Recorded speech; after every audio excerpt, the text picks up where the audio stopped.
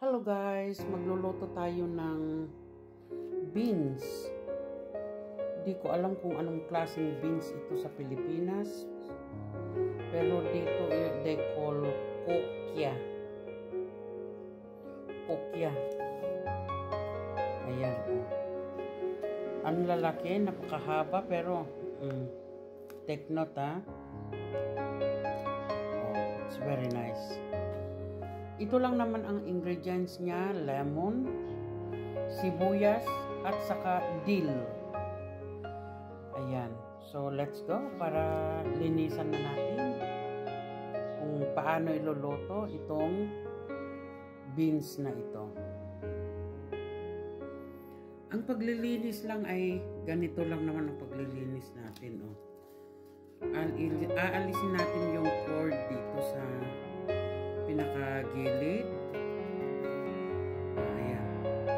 Ito ang ito ang buto. Pero malambot. Malambot yung butong ito. Kaya kinukuha ko pa rin. Ayan. Ganyan lang ang paglinis dito. Magkabilaan. Masarap ito guys. Masarap to. Ganyan lang oh.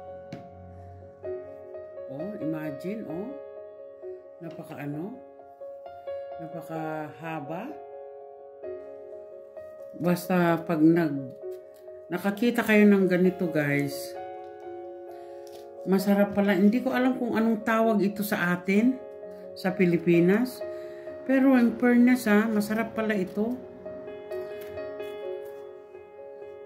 Kaslabungat sa bawil kumajayan tayo, parang ganon. Oh. Kasi malambot to, malambot. Ayan. Ang haba, oh. Baby na baby pa. Ang lasa nito is mas malasa kaysa yung Baguio beans na sinasabi nila. Ayan. Pero depende rin siguro sa kung yung pagluluto. Pwede rin ito igisa ng karne ng baboy. Depende sa inyo kung ano gusto nyong ganon. Pero yung mga iba guys na mga ibang tao, may allergy sila sa ganito na pagkain. Sa akin naman wala naman problema sa allergy sa pagkain. Maliban lang yung talagang patis. Bagoong pala ang ano ko. Hindi ako pwede doon. Ayan. Ganun lang. Ayan guys, linis na. Nalinisan na natin at iluluto na. Pero sabi ng mister ko, pwede ko daw dagdagan ng carrots. Kaya dadagdagan ko ito ng 2 carrots. Total, yung carrots naman, pwede naman sa, sa lemon din. So, kaya ayan. Dadagdagan ko ng carrots. Ayan siya, oh. Dadagdagan ko ng 2 carrots para iluto ko na ito.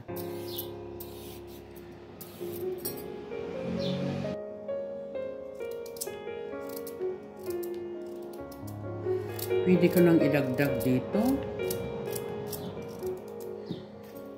Ayan.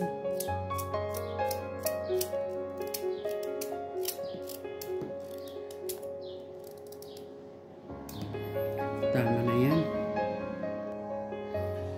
Yan na guys. Maglalagay tayo ng oil.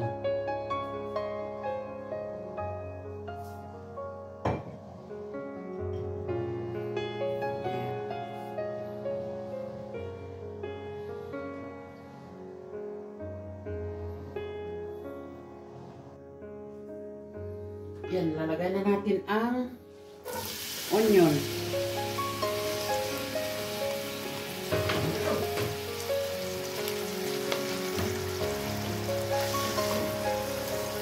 At hayaan natin maluto. Maglalagay din tayo ng 3 garlic. Ayan.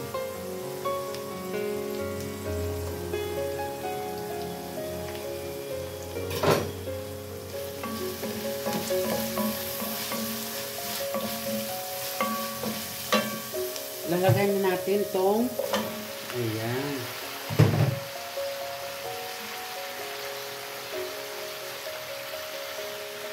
So, maglalagay na tayo ng dill. Frozen na to, kaya lang masarap pa rin. Wala akong presko. So, ayan. Yan na ang dill. At hayaan lang natin na masute bago natin lalagyan ng ricado at saka kunting tubig. Ayan. Ayan natin maluto. Ayan guys, luto na. Maglalagay na lang tayo ng lemon. Oh, one.